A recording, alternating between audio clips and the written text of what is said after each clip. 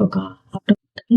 అది చూసిన ప్రతిసారి నాకు మన ఇండియానే గుర్తుకొస్తా ఉంటది. మా పిల్లలు కూడా ఈ స్టోర్‌కి వచ్చిన ప్రతిసారి ఈ ఆటో చూసి చాలా ఎంజాయ్ చేస్తారు. నాకు మాత్రం ఈ ఆటో చూసిన ప్రతిసారి నైన్త్ క్లాస్‌లో నాకు జరిగిన ఒక ఇన్సిడెంట్ గుర్తుకొస్తూ ఉంటది. నేను నైన్త్ క్లాస్ ఉన్న టైంలో మా ఫ్యామిలీ 18 క్లైన్ కాలనీ నుంచి సీఎన్సీకి మూవ్ అయ్యాము. సో, స్కూల్ కూడా చేంజ్ అవ్వాల్సొచ్చింది. బట్ నేను ఓల్డ్ స్కూల్‌నే కంటిన్యూ చేశాను.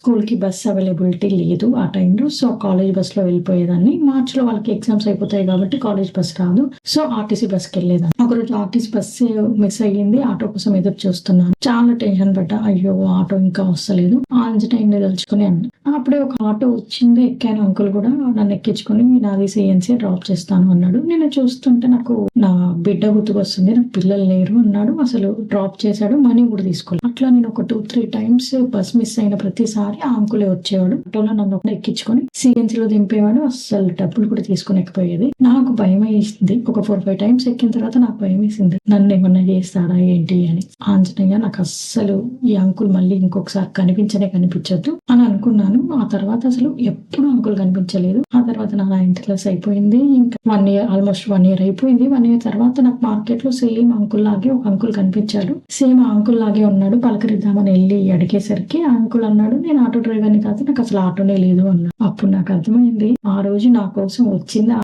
ఆంజనేయుడే నా కోసం అలా ఆటో రూపంలో డ్రైవర్ అంకుల్ లాగా వచ్చి నన్ను డ్రాప్ చేశాడని అర్థమయ్యింది. సో, సమ్‌టైమ్స్ మనము అనుకుంటాం కదా! దేవుడెక్కడా అని. సో, దేవుడెక్కడో ఉండడు. మనకి ఏదో ఒక రూపంలో వచ్చి హెల్ప్ చేసి వెళ్ళిపోతా ఉంటాడు అలా. సో, నా లైఫ్‌లో అది అలా గుర్తుండిపోయిన విషయము. ఆ రోజు ఫాస్టింగ్ హనుమాన్‌కి స్టార్ట్ చేశానంటే ఇప్పటికి కూడా అది అలానే కంటిన్యూ అవుతుంది. అంత నమ్మకాన్ని నాకైతే హనుమంతుడు కనిపించాడు. సో, ఆ ఆంజనేయుడి అనుగ్రహం నాకు ఆ విధంగా కలిగింది.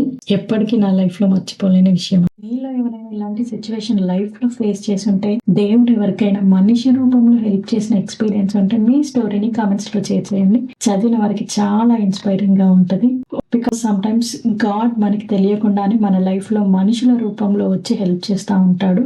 మనం ఎక్కడ అని అడిగిన ప్రతిసారి మనకి ఇదిగో నేను ఇక్కడే ఉన్నానంటూ చూపిస్తా ఉంటాడు తన లీలల్ని.